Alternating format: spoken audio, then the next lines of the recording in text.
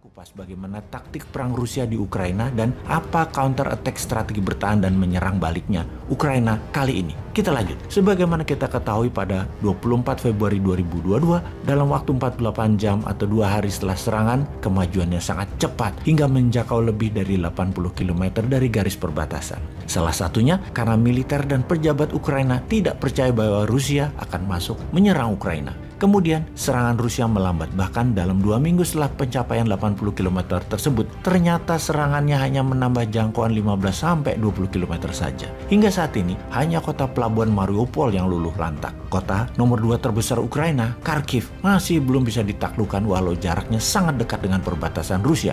Kota nomor 3 terbesar Ukraina, Odessa, bahkan belum tersentuh banyak. Dan Kiev, ibu kota negara, masih aman, belum bisa terjangkau pasukan Rusia. Masih 30 km jarak pasukan Rusia terdekat untuk mencapai Kiev, dan ini sudah minggu ke-6 setelah penyerangan. Perhitungan pencapaian serbuan Rusia baru hanya bisa menaklukkan 20% wilayah Ukraina dan tidak bergerak maju lagi. Kota-kota di dalam jangkauan 20% wilayah yang telah dicaplok pertempurannya masih sengit terjadi, seperti di Kharkiv misalnya. 20% wilayah yang dikontrol Rusia saat ini adalah sekitar 125.000 km persegi di luar Crimea yang sudah dianeksasi di tahun 2014. Sekarang kita menganalisa apa yang akan terjadi. Melihat Rusia menggunakan strategi bumi hangus, melihat pengungsi keluar dari Ukraina sudah mencapai 4 juta warga, melihat lebih dari 10 juta warga Ukraina di wilayah pendudukan Rusia yang menguasai 20% wilayah sudah hampir kosong, agaknya bagi Zelensky keputusan terbaik pertama adalah menyerah ikut maunya Rusia, menjadi negara netral, tidak ikut NATO, melepas Donbas, menerima lepasnya Crimea, atau terus bertahan, tidak menyerah namun terbuka untuk negosiasi, main panjang, selundupkan terus senjata dari perbatasan Polandia ke kota Lviv, tambah terus mercenaries dari pihak barat, geser penduduk ke sisi barat Ukraina, biarkan sisi timur kosongkan penduduknya, bertahan sporadis pakai serangan insurgensi dengan perang kota di wilayah timur Ukraina.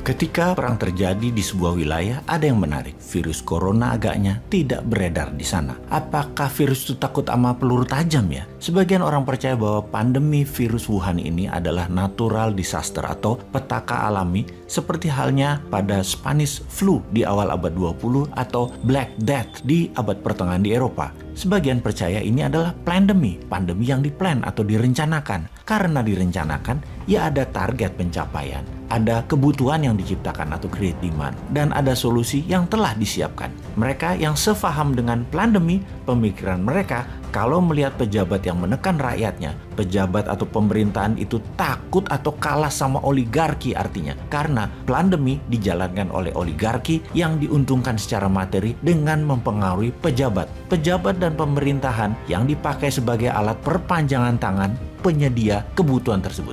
Itu bagian dari cerita konspirasi bagi mereka yang percaya. Untuk itu, kita lihat sekarang, adakah korelasi hubungannya dengan perang di Ukraina versus pandemi. Juga sebelumnya kita kupas bagaimana taktik perang Rusia di Ukraina dan apa counter attack strategi bertahan dan menyerang baliknya Ukraina kali ini. Kita lanjut. Sebagaimana kita ketahui pada 24 Februari 2022, dalam waktu 48 jam atau 2 hari setelah serangan, kemajuannya sangat cepat hingga menjangkau lebih dari 80 km dari garis perbatasan. Salah satunya karena militer dan pejabat Ukraina tidak percaya bahwa Rusia akan masuk menyerang Ukraina. Kemudian serangan Rusia melambat, bahkan dalam 2 minggu setelah pencapaian 80 km tersebut, ternyata serangannya hanya menambah jangkauan 15-20 km saja. Hingga saat ini, hanya kota pelabuhan Mariupol yang luluh lantak. Kota nomor 2 terbesar Ukraina, Kharkiv, masih belum bisa ditaklukkan walau jaraknya sangat dekat dengan perbatasan Rusia.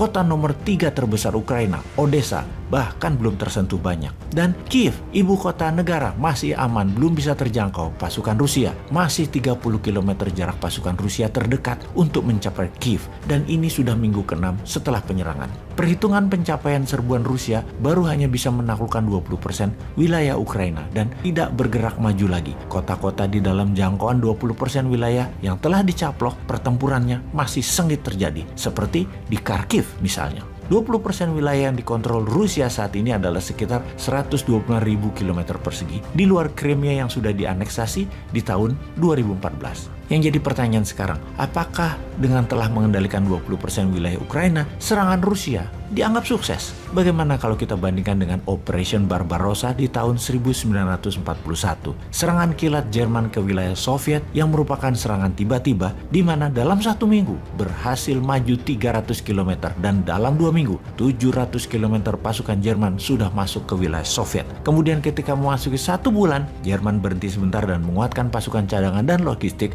lalu menyerang melebar tetapi tidak langsung ke Moskow. Dengan jumlah tentara Jerman menyerang Rusia sangat besar, membuat di awalnya Rusia tidak memberi perlawanan berarti. Namun yang kita semua tahu, Operation Barbarossa, Jerman kalah dari Soviet. Kesalahan Jerman adalah salah waktu menyerang Soviet di musim dingin, dan salah membaca moral semangat tentara Soviet yang militan. Kita sekarang membandingkan dengan serangan sekutu ke Irak di tahun 2003, di mana dalam 1 minggu 300 km pasukan Amerika dan sekutu masuk ke wilayah ibu kota Baghdad, yang kemudian dalam 6 minggu, 1,5 bulan kemudian Irak takluk.